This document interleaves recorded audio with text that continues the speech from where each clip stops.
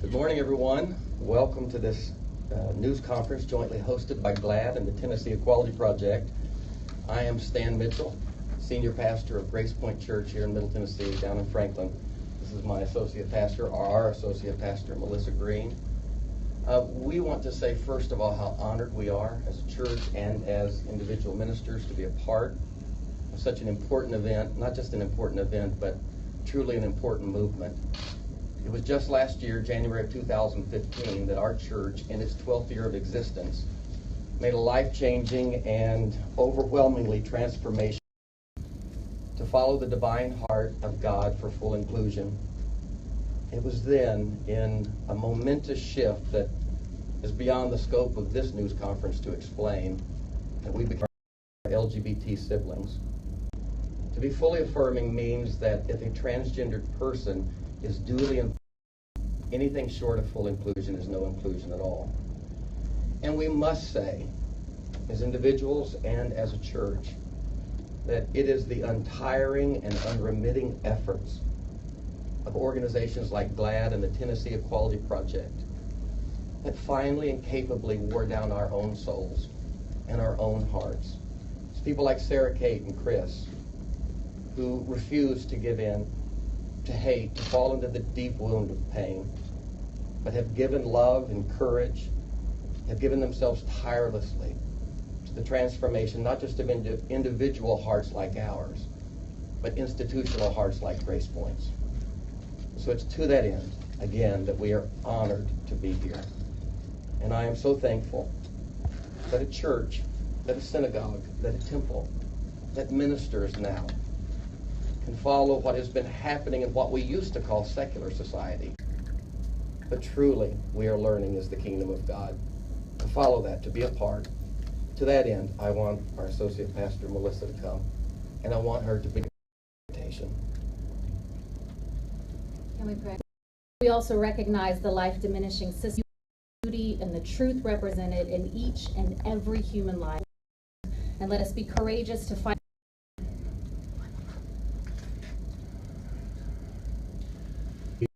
A priority. You probably noticed a lot of discussion of Georgia and North Carolina in the media, but focus on what's happening in Tennessee and their work of accelerating acceptance for LGBT people. Here first, Representative John Ray Clemens, if you'd raise your hand. Representative Clemens has been a champion in fighting him that he is available to speak with any of you in the media afterwards. You could be here today. Thank you. We also have members of our Metro Nashville Council who are here today.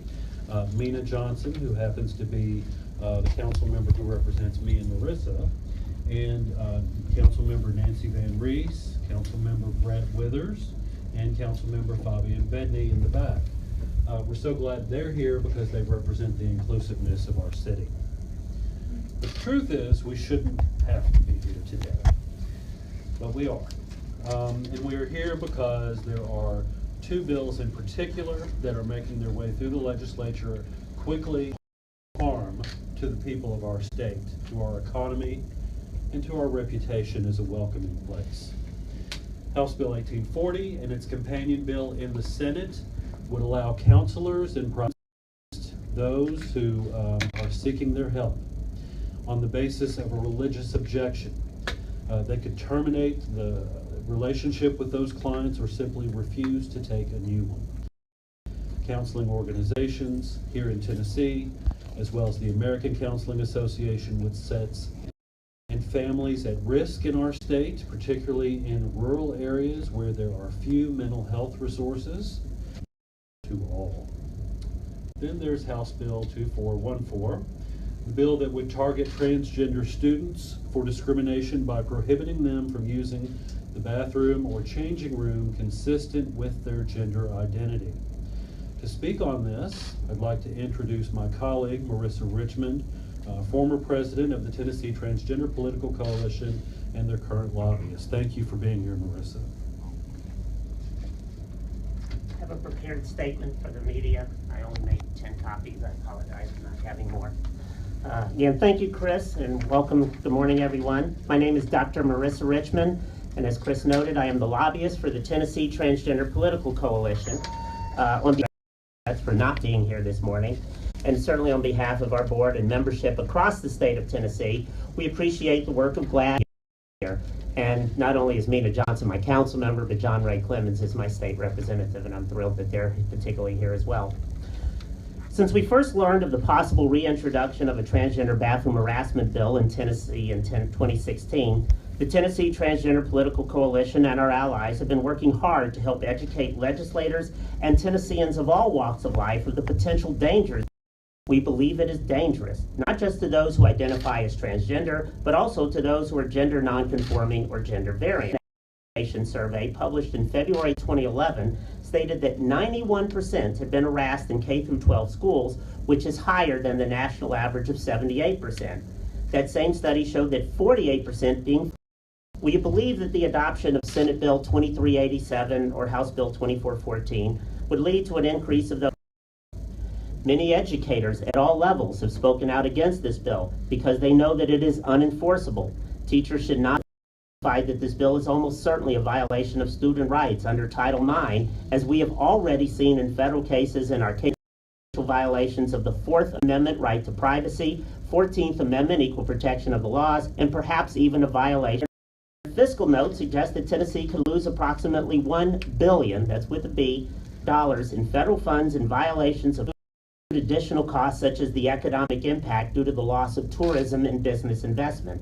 We are already seeing the economic fallout in neighboring North Carolina from boycotts over their adoption of similar legislation. Nashville alone could be at least $58 million, and that is a cost which Tennessee cannot afford. Of course, we are study they had authorized only 2 weeks earlier. This study would have been able to consider all of these issues in depth, but instead they chose not to look at them at all. The Tennessee Transgender Political Coalition wishes to acknowledge the initial group of allies who joined us weeks ago in starting to fight this dangerous bill: Advocates for Women's and Kids Equality, the American Civil Liberties Union of Tennessee, the Gay, Lesbian, and Straight Education Network Tennessee chapters, Healthy and Free Tennessee, the Nashville Feminist Collective, the Nashville LGBT Chamber of Commerce, PFLAG Tennessee chapters, the Tennessee Coalition to End Domestic and Sexual Violence, the Tennessee Disability Coalition, the Tennessee Equality Project, the Tennessee Immigrant and Refugee Rights Coalition, and the Tennessee Suicide Prevention Network.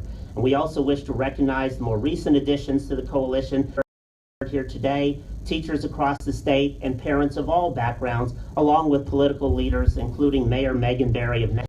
Have the national groups standing with us here in Tennessee, including, as mentioned, the American Counseling Association, along with the campaign, Lambda Legal, the National Center for Lesbian Rights, the National Center for Transgender Equality, the Southern Poverty Law Center for today's event.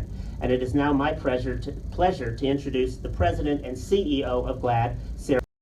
And thank you all for being here today. We appreciate you gathering with us here today. Bills jeopardize the state's economy, as Marissa just pointed out, including more than $600 million. The Nashville Conventions Bureau and Visitors Corporation is reporting that as many as 12, and I can promise you there will be more.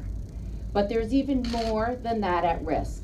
And that we were instrumental in rallying the entertainment industry in Georgia to speak out and say to Governor Deal did the right thing.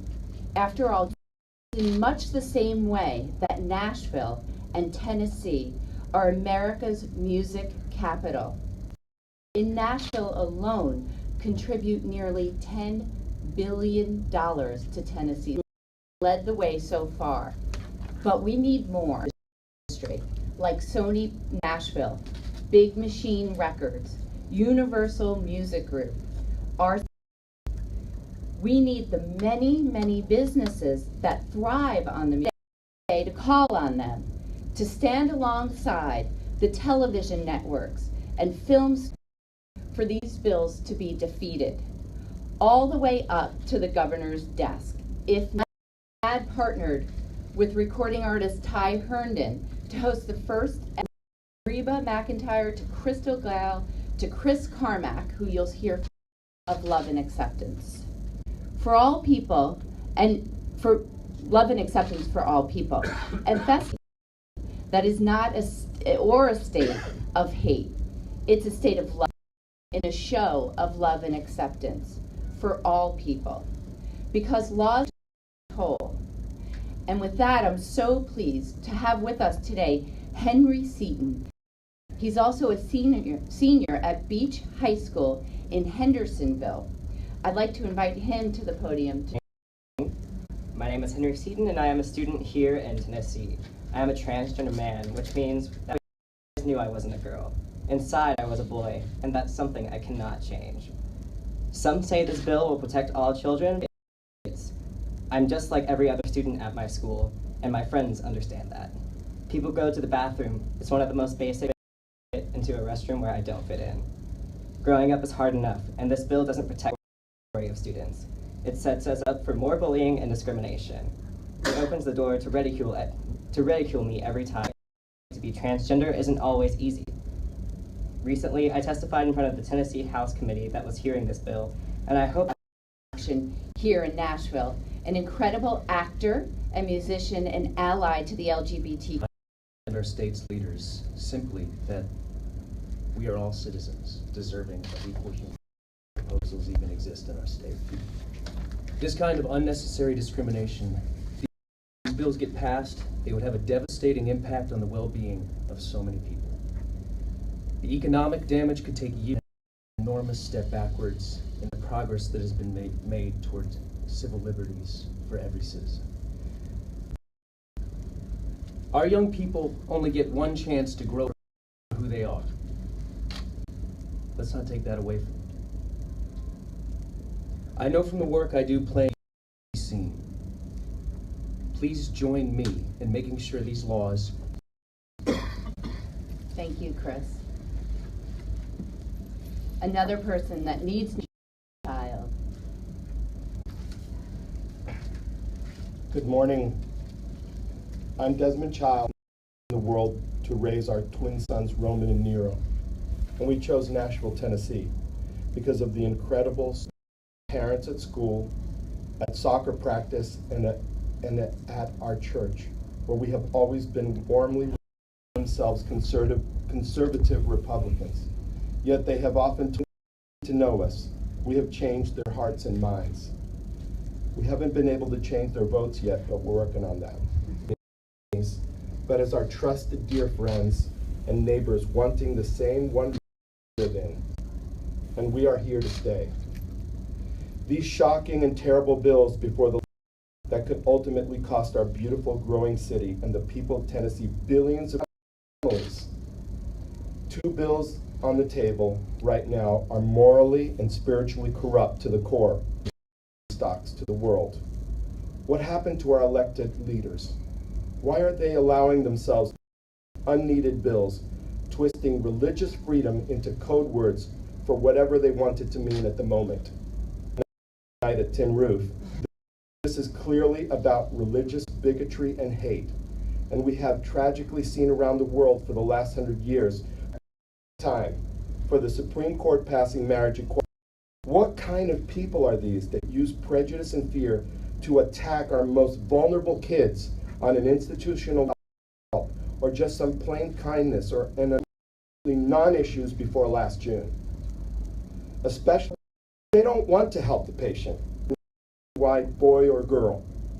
The vengeful public actor actually cleansed somehow and headed on a guaranteed path to sanity. What are they going to do when RuPaul, all dressed in white feathers and wings, greets them at those pearly gates? But seriously, is there really a problem here? No. This is a witch hunt, pure and simple. Fear-driven issues can take grip of a community of otherwise kind and decent people. Turn out for those that like to cast stones. But have no doubt that in time these mean-spirited, unconcentrated, but not after hundreds of millions of dollars are senselessly burnt to get there on both sides. Just like it popping up all across the country will not stand. Why do they keep dragging divided at a time when we are seriously under the threat from our real global enemies and bad guys? Now, folks of this state, loudly stand up against hate, prejudice, and injustice in all ways large and small. Next, Mississippi and Nashville compete very close.